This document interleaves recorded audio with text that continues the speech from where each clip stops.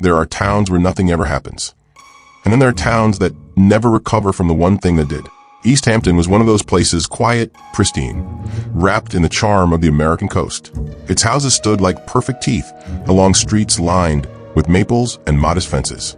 But beneath the calm was the hum of something unseen, like the faint buzz of electricity behind drywall. Constant quiet, waiting. It began, they said, with a man who knew the secrets of wiring, the anatomy of light. His name was Daniel Mercer. To his neighbors, he was a steady man, the kind you trusted to fix what flickered. He carried his tools like a priest carried his scriptures, carefully, reverently. People said there was something comforting about the sound of his truck pulling into their driveway, the way he'd wipe his hands before stepping inside, his smile half polite, half distracted. He was the man who restored light. No one knew he was also learning how to take it away. That year, East Hampton's autumn came early. The mornings were colder, the air metallic, and the days shorter than anyone could remember. And in that season, something began to break inside Daniel. They would later call it madness. But madness doesn't happen all at once. It's quiet at first, like a dimming bulb that no one notices until the room goes dark. Daniel's wife, Claire, remembered the first time she noticed a change. He'd come home late, smelling not of the usual mix of dust and solder, but of something sharp, ozone, maybe, or sweat that had stayed too long on the skin. He barely spoke. His eyes had that faraway look, like someone still listening to the echo of a sound no one else could hear. She asked what was wrong. He only said, "There's too much noise in the wires." At first, she thought it was exhaustion. The work was hard, long hours in tight spaces. The constant hum of electricity gnawing at your nerves. But then came the long silences at dinner. The nights he'd stand outside, staring at the power lines. The way he started sketching diagrams in the margins of bills. Circuits that didn't make sense. The first death happened on a Thursday. They found a man named Paul Shearer in his workshop, lying on the cold concrete floor. His tools scattered, a radio still buzzing faintly in the background. The coroner said it was an accident. Electrocution. It made sense. Paul was a contractor. Wire circuits, a wrong connection. These things happened. The town mourned quietly. But Daniel didn't attend the funeral. He said he couldn't stand to see a man buried because of faulty grounding. Weeks later, another death. This time, a young woman named Lisa Monroe. She'd called an electrician a week before her death, complaining of flickering lights. Witnesses remembered seeing Daniel's van in her driveway that day, but no one thought much of it. After all, he was the electrician everyone used. When she was found, the cause was the same, electrocution. The police called it another tragic accident. But to those who saw the scene, it felt different. Her hands were burned, her body rigid, but her eyes were wide open, as if she'd seen something in those final seconds. Something or someone. Rumors began to drift through East Hampton like smoke. They called him the Electrician Executioner, long before the police did. Someone swore they saw Daniel sitting alone at the local bar one night, his hands trembling as he traced invisible patterns on the countertop, whispering, "It's all connected." Others said they heard strange noises near his home late at night, the crackle of static, the faint sound of generators humming. Claire tried to convince herself it was all in her head, but fear has a smell, and it started to seep into the walls. She remembered waking up one night to the sound of Daniel talking softly in the basement. His voice was low, measured, almost affectionate. When she crept to the door, she saw the light flickering through the cracks, yellow, blue, then white hot. He was standing before a board covered in wires, copper twisted like veins. "You can transfer it," he was saying. "You can take what's inside and make it last." She didn't understand what he meant, but when he turned and saw her, his expression wasn't anger. It was pity. "You shouldn't have come down here, Claire." By the time the third body appeared, there was no more pretending. A fisherman found it washed up near the old docks, half-burned, the skin marked by something that looked like lightning scars. The coroner's report was uncertain. Possible exposure to electrical current, possibly post-mortem. But the evidence pointed to something deliberate, something human. Detective Laura Kemp was the first to see the pattern. She'd worked electrical cases before, faulty wiring, arsons, industrial mishaps, but nothing like this. The victims all had one thing in common. Each had been visited by Daniel Mercer days before their deaths. The town's beloved electrician, the man who fixed their light before extinguishing it. Kemp drove to his home the following week. Claire answered the door, pale, trembling, her eyes ringed with exhaustion. "He's not here," she said quickly. "He's been gone since yesterday." But as Kemp looked past her shoulder, she saw the flicker of light from the basement door. It wasn't steady, like a bulb struggling to stay alive. "Mrs. Mercer," she said, her voice calm. "I need to see what's downstairs." Claire hesitated. For a moment, it seemed she might refuse. Then, without a word, she stepped aside. The smell hit first, burned insulation, metal, something sweet, and rotten beneath. Kemp descended slowly, flashlight in hand. What she saw was not a workshop. It was a shrine. On one wall, wires ran like arteries across wooden panels. Old light bulbs hung in rows, some flickering faintly. Beneath them were photographs, faces of people from town, each connected to a circuit with a piece of copper wire taped over their image. And in the center, a chair, metal grounded, with restraints bolted to its arms. The smell of ozone was suffocating. There was a small notebook on the workbench.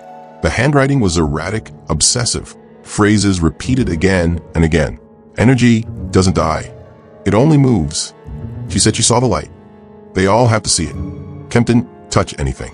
She only stared, feeling that peculiar chill that comes when you realize you've stepped into someone's private madness. When Daniel returned that night, it was raining. He didn't see the unmarked car parked across the street, or the faint silhouette in his living room window. He came in soaked, muttering about the current and the lines being unstable. He went straight to the basement door, his boots leaving muddy prints on the tile. And when he opened it, Detective Kemp was waiting at the bottom of the stairs. "Daniel Mercer," she said, voice firm but quiet. "We need to talk." For a moment he didn't move. His eyes darted to the chair, to the wires, to the photographs, then to her. "You wouldn't understand," he whispered. "I was trying to save them." "By killing them?" He shook his head. "No, by completing the circuit." He reached for a switch on the wall, and Kemp drew her weapon, shouting for him to stop. But the lights exploded, white blinding. A surge of energy roared through the room, the bulbs bursting one by one. The air smelled of burning dust and static. When it was over, Daniel was gone. The police found no trace of him that night. The basement was scorched, the circuits fused. Only the photographs remained, each one blackened, their faces erased. Weeks turned to months. The town rebuilt, repainted, replaced. But the story didn't fade. Children whispered that Daniel's house still buzzed at night, that sometimes the lights flickered for no reason. Claire moved away quietly, leaving the home to rot. Detective Kemp closed the file, but never really believed it was over. Because sometimes when she drove past the old Mercer place, she swore she could see the faintest flicker in the windows, a pulse of light, just once, like a heartbeat trapped inside the walls. And on the nights when the storms rolled over East Hampton, the power lines hummed louder than usual. The house on Millstone Road stood empty for nearly 6 months. The town called it the Blackout House, though the power had been cut weeks after Daniel Mercer's disappearance. The police tape faded, the basement was sealed, and yet people swore they could still hear the faint buzz of electricity from inside. Every few nights, a glow would ripple behind the windows, like a heartbeat pulsing beneath skin. Most blamed faulty wiring. Others whispered that the house had become something else, a conduit for everything Mercer had unleashed. Detective Laura Kemp didn't believe in hauntings, but she did believe in patterns, and there was one that wouldn't let her rest. Since Mercer vanished, there had been a dozen small electrical anomalies across East Hampton. Power surges, unexplained blackouts, appliances turning on by themselves. On their own, they were nothing, but every incident happened within a 10-mile radius of Mercer's last known location. Her superior told her to let it go. "The man's dead, Laura. He fried himself. Let the town move on." But something about the explosion in that basement never sat right. The autopsy found nothing because there was no body, just a scorch mark in the shape of a chair and a melted fuse box. She went back to the Mercer property alone one evening in early spring. The rain had left the soil slick, and the air carried that metallic scent of ozone. She forced the door open. It groaned like something reluctant to wake. Inside, everything was exactly as it had been left. The overturned chair, the warped floorboards, the faint soot along the walls. She swept her flashlight over the workbench. The notebook she'd seen months ago was gone, but there was something new. A thin copper wire snaking across the floor, vanishing into a crack in the wall. It looked fresh, clean. She followed it, her light trembling slightly as she moved deeper into the basement. The wire led to a junction box she could have sworn hadn't been there before. She crouched, pried it open, and inside found a small speaker, no bigger than her palm, wired crudely into the circuits.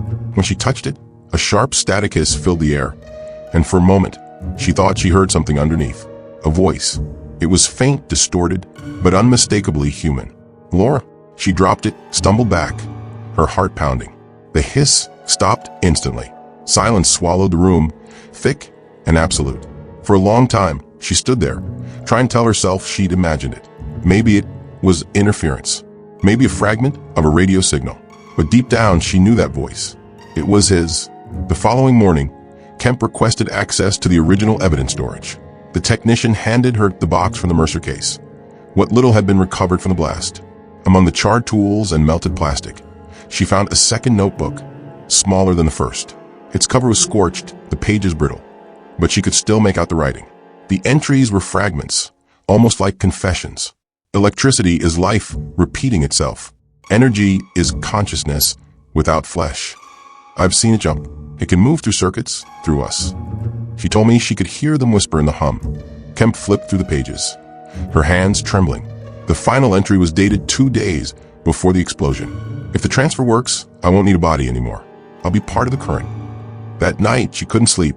Every time she closed her eyes, she heard that faint buzz, the same sound that filled the Mercer basement.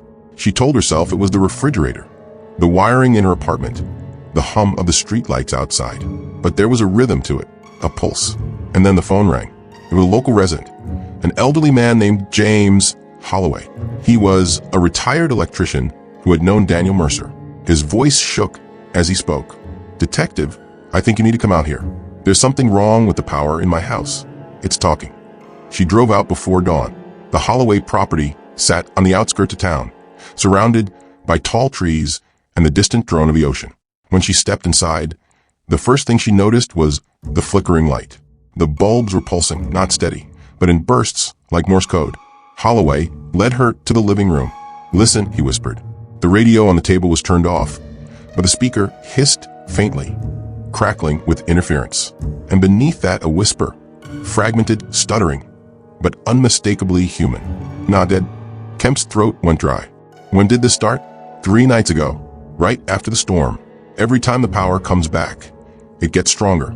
I try to cut the breaker, but it doesn't stop. It's coming from the lines." She leaned closer to the radio, and for a moment, the voice sharpened. "The circuit? Open it." Then silence. When she left Holloway's house, the sky was just beginning to lighten.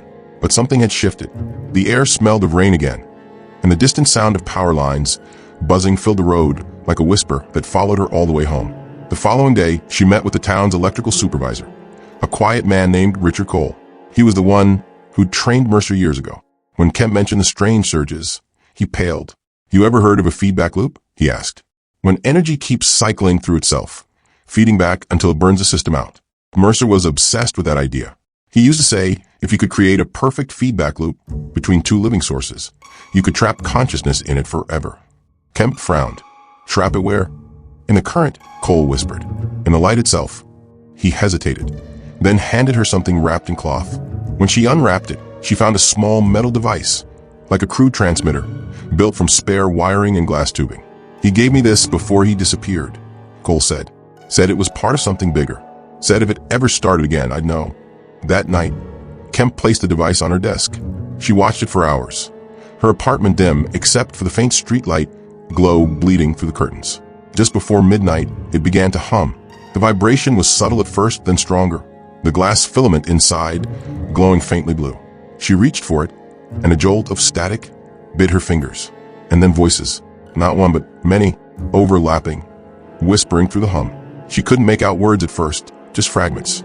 Then one rose above the rest. "Laura, you shouldn't have come down here." Her stomach turned to ice. That was the same phrase Mercer had said to his wife. The power went out. Everything plunged into darkness, except the faint, pulsing glow from the transmitter. She stood frozen as the hum grew louder, the air thick with static. The shadows in the corners seemed to flicker like candlelight, bending and moving. And then from the reflection in the window, she saw it. A figure standing just behind her, its outline flickering with faint arcs of light crawling across its form. She turned, but it was gone. The power came back an instant later. The transmitter lay still, the glow fading. Her hands trembled as she reached for her phone, but the screen showed only static. She went back to the precinct the next morning, pale and sleepless.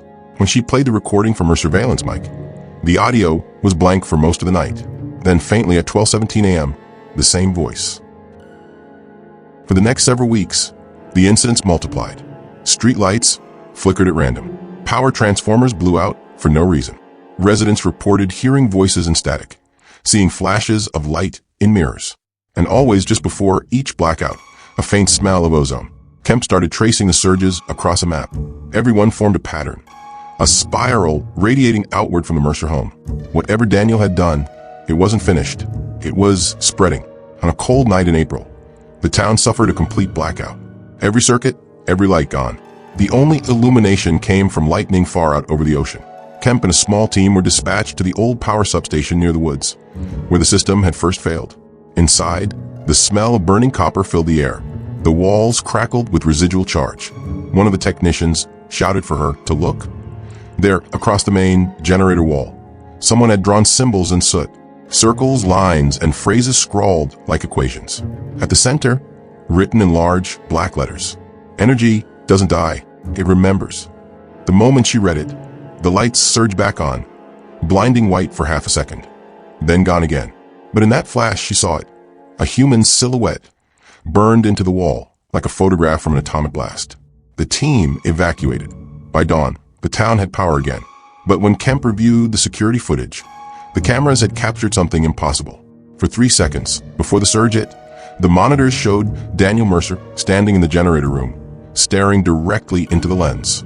His face was pale, his eyes hollow, and around him, arcs of electricity crawled across the floor like veins of living light. The timestamp read 3:03 a.m., the exact time of the blackout. Kemp stared at the screen until the image burned into her mind. It wasn't just a recording glitch. He'd found a way back, or at least something wearing his face had. When she finally returned home, exhausted and hollow, she turned on the kitchen light. It flickered once, then steadied. For a moment, she thought she saw a movement behind the frosted glass of the bulb, like a hand pressing outward from within. And from somewhere inside the walls, faint and clear, came a whisper. "It's still open." She stood motionless, her breath shallow, her pulse echoing the hum in the wires. And for the first time, Detective Laura Kemp realized that the case she thought she'd closed wasn't over. It had just changed form.